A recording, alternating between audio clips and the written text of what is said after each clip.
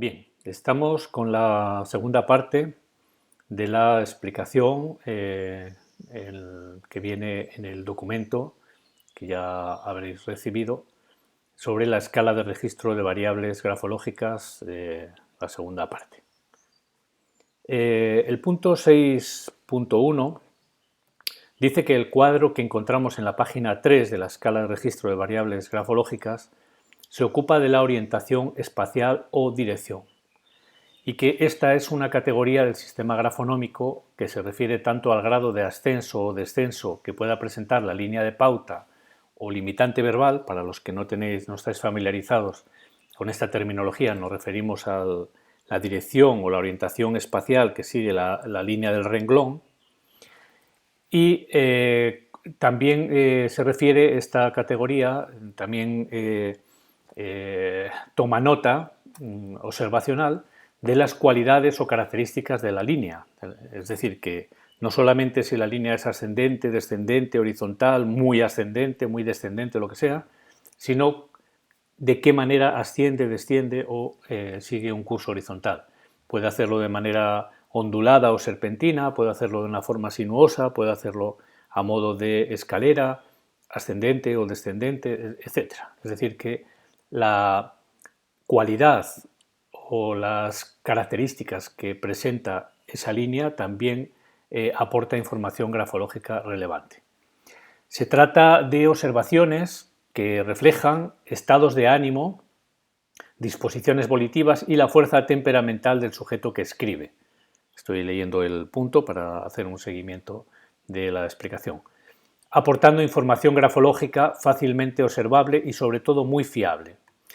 Lo que quiero decir con esto es que esta categoría, esta observación a través del parámetro dirección u orientación espacial de la línea es un indicador muy fiable del estado de ánimo, de la fuerza volitiva, de la constancia, de la energía vital, en fin, sobre todo es enormemente revelador del estado de ánimo, de la cualidad del estado de ánimo, tanto si este es disfórico o depresivo, o está acusando un agotamiento, un cansancio físico, anímico o psicofísico, como si se está reflejando un estado eufórico, un estado de energía, de predisposición a la acción, etc.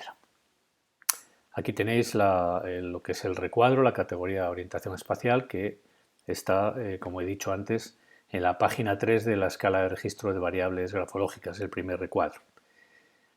A continuación encontramos el cuadro que recoge las variables de escritura que hacen alusión a la inclinación de los ejes axiales de las letras, es decir, si las letras están inclinadas a la derecha o a la izquierda o mantienen verticalidad o perpendicularidad a la línea de pauta. Y también alude a la fenomenología desde esta mirada, desde este punto de vista más habitual y característica. Esta categoría o parámetro grafonómico recoge disposiciones y actitudes relativas a la comunicación afectiva con los demás, siendo la verticalidad en la inclinación de las letras el gesto racional más representativo del autocontrol, en la escritura, evidentemente. Es decir, que vamos a observar una disposición volitiva, pero también anímica, emocional a el contacto con los demás, a la forma de ese contacto, a las predilecciones con las que nos acercamos o nos dirigimos hacia los demás a través de la comunicación, a través de la interacción comunicacional por un lado, relacional, etc.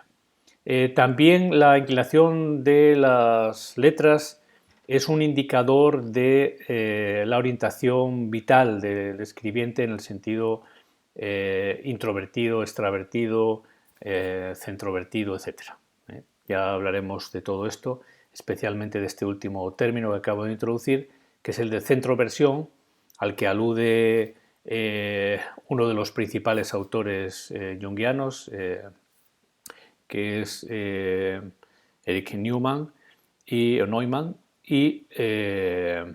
es muy importante también tener en cuenta el trabajo, ¿no? Las aportaciones de estos autores posteriores a Jung, aunque bueno, él es coetáneo, pero es uno de los grandes discípulos de él, ¿no? En el siguiente punto, el punto 3 del apartado 6, dice, en este cuadro, se refiere a la categoría movimiento, se recogen características prototípicas del movimiento escritural. Es quizá uno de los dispositivos de registro de variables menos intuitivo y más difícil de apreciar para los estudiosos de la grafología con poca experiencia. Cuesta un poco explicar a los alumnos de grafología las características o lo que es representativo o característico de un tipo de movimiento determinado. En todo caso, recomiendo concebir esta categoría como un continuo que va desde el no movimiento, es decir, de la categoría inmóvil, o estatismo escritural, podríamos llamarlo, denominarlo, hasta el exceso de dinamismo o condición propulsada. Bueno, ya hablaremos de esto en otro momento, más adelante, pero la condición propulsada sería en las escrituras con alto grado de dinamismo, pero que van todavía más allá del dinamismo equilibrado y presentan rasgos de propulsión, ¿no? Que también en otras terminologías más clásicas se han denominado escritura lanzada, por ejemplo, que son escrituras que presentan trazos muy enérgicos y sobre todo con un ritmo muy incrementado, ¿no? Con respecto al dinamismo. El punto 4 dice que la cohesión o continuidad abarca diferentes tipologías escriturales con arreglo a las formas específicas, a menudo idiosincrásicas, de coligar y relacionar los distintos componentes grafoescriturales, fundamentalmente las letras y los signos ortográficos. Aquí tenéis lo que es el cuadro en sí. Estas modalidades, la tipología, los tipos de escritura, las variables que presenta esta categoría, continuidad o cohesión, correlacionan, entre otros, con los modos generales de procesar la información, es decir, de razonar, así como con preferencias tipológicas o caracterológicas de actitud relativas al individualismo frente al colectivismo. Es decir, que por un lado vemos vamos a decir, el tipo de afrontamiento cognitivo que hace el sujeto, si es más bien de tipo analítico, de tipo lógico o de tipo intuitivo, digamos, personas observadoras, intuitivas que captan, digamos, los detalles y establecen conexiones que no son estrictamente lógicas o causales, pero que, digamos, alcanzan, por así decir, ¿no? Conclusiones realistas a través de otros caminos, ¿no? Cognitivos. Y también vemos en estas características de la escritura la propensión al individualismo o digamos, al gregarismo, etc. El punto 5, que se refiere a la presión o pulsión escritural, que tenéis aquí el recuadro, categoría presión.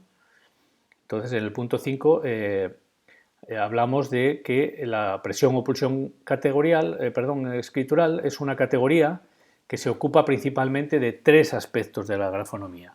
El primero haría alusión a la competencia grafomotriz del escribiente, evidenciada en la calidad o tensión de los trazos en particular y en el trazado en general. Es decir, si el trazado es limpio, es tenso, es firme y presenta una buena calidad, que nos está también indicando, el primer indicador, que lo primero que podemos deducir de ese tipo de trazado es que hay una competencia grafomotriz evidente y que el escribiente mantiene el pulso de manera coherente y solvente. El segundo es más cuantitativo, el segundo aspecto, y tiene que ver con la fuerza ejercida sobre el papel mediante el útil escritural, que esto es lo que entendemos intuitivamente por presión. Cuando hablamos de presión, inmediatamente establecemos una relación con la fuerza ejercida sobre algo, ¿no? En este caso, del útil, del bolígrafo, sobre el papel. El bolígrafo, la pluma, la lapicera, lo que sea. A este aspecto lo denominamos profundidad. Es decir, si presionamos mucho, si calcamos mucho, entonces el trazo es profundo, la presión es profunda. Si calcamos poco o apenas calcamos al escribir, entonces la presión es superficial. La mayor o menor fuerza que ejerzamos sobre el papel al escribir va a generar un trazado más o menos grueso, es decir, cuanto más calco, cuanto más profundo es el trazo, más grosor tiene el mismo. Es decir, aparece una nueva dimensión, una nueva categoría, una nueva subcategoría, una nueva apreciación que consiste en valorar el peso o el grosor, ¿no? El calibre del trazo, que es consecuencia directa de la presión que ejercemos. Si lo probáis, cogéis un bolígrafo y hacéis un trazo simple sobre un papel, lo hacéis con distinta fuerza y veréis que el trazo que hacéis con poca fuerza, si lo comparáis con el trazo que hacéis con mucha fuerza, es considerablemente menos grueso o más fino en cuanto al calibre del trazo que el que está hecho con mucha más fuerza. Bien, también el contraste cromático, es decir, no solamente al presionar más aparece el trazo más grueso, sino que aparece también con un contraste cromático, con un relieve mayor. Y esto nos permite también inferir esa profundidad, siempre y cuando estemos analizando o inspeccionando el documento en su formato original. Las fotocopias no nos sirven para este parámetro, sí para otros, pero para este no. Y por último, la presión se ocuparía de clasificar fenómenos grafoescriturales como las torsiones, los temblores, los brisados. Brisado es cuando aparece el trazo con un corte, ¿no? Con una discontinuidad, que denotan alteraciones o desarreglos psicomotores diversos que deberán ser tenidos en cuenta en la elaboración del perfil grafonómico de cada escribiente. Aquí veis el cuadro relativo a la categoría presión con las variables características, que ahora no nos vamos a ocupar de ellas porque excede, digamos, los objetivos del presente curso. En el punto 6.6 dice que el cuadro destinado al registro de variables de la velocidad escritural, que es este, apunta a las tipologías habituales de la misma, las cuales vienen determinadas por las letras por minuto que podemos inferir en la ejecución de un escrito. Velocidad es cuántas letras por minuto hace el escribiente. También a sus irregularidades o discontinuidades, como es el caso de las condiciones retardada y acelerada. Las interpretaciones posibles son diversas y baste por el momento por quedarse con la idea de que la velocidad mantiene cierta relación con la inmediatez en las reacciones, así como con la espontaneidad en las interacciones con los demás. Por último, el 6.7, indicamos que el recuadro con indicadores relativos a las firmas, al complejo firma rúbrica, que es este, que es el último recuadro de la escala de registro de variables grafológicas. Aquí vamos a encontrar de nuevo la totalidad de las categorías del sistema grafonómico que nos van a permitir caracterizar a la firma con las mismas herramientas conceptuales que hemos empleado para el texto común. Es decir, podemos valorar la firma y debemos valorarla con arreglo a su tamaño, a las formas, a la dirección de la línea, a la inclinación de los ejes, a la presión, a la velocidad, etc.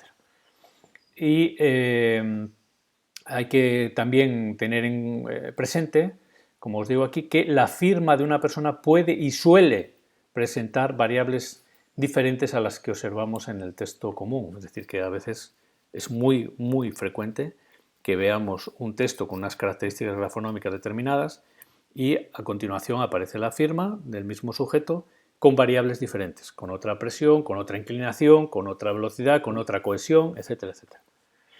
También deberemos caracterizar el conjunto, con respecto a esto que acabo de decir de las diferencias entre texto y firma, ya hablaremos de ello más abundantemente en la siguiente semana que nos ocuparemos de las firmas. También deberemos caracterizar el conjunto firma rúbrica de acuerdo a los criterios con que hemos contemplado la escritura como totalidad, esto es, su grado de diferenciación o forniveau y la armonía o buena orquestación de sus elementos componentes. También la distancia que presente la firma respecto al texto que la precede, si está cerca del texto, si está lejos, su ubicación espacial en relación a la caja de escritura, es decir, si la firma está colocada a la derecha de la caja de escritura del texto que la precede, o a la izquierda, o en el centro, o dónde. Todo esto nos va a aportar información grafológica sustancial y relevante.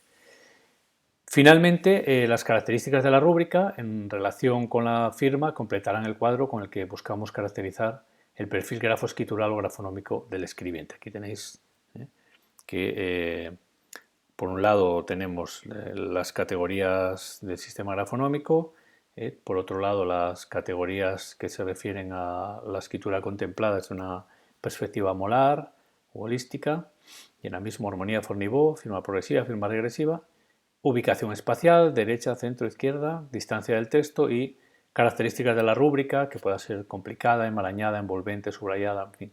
Esto ya lo veremos, como digo, la semana que viene, cuando nos ocupemos de la firma. Así que esto es todo. Aquí tenéis, como siempre, el acceso en el texto, en el documento, a la videoexposición que estamos en este momento elaborando. Saludos cordiales.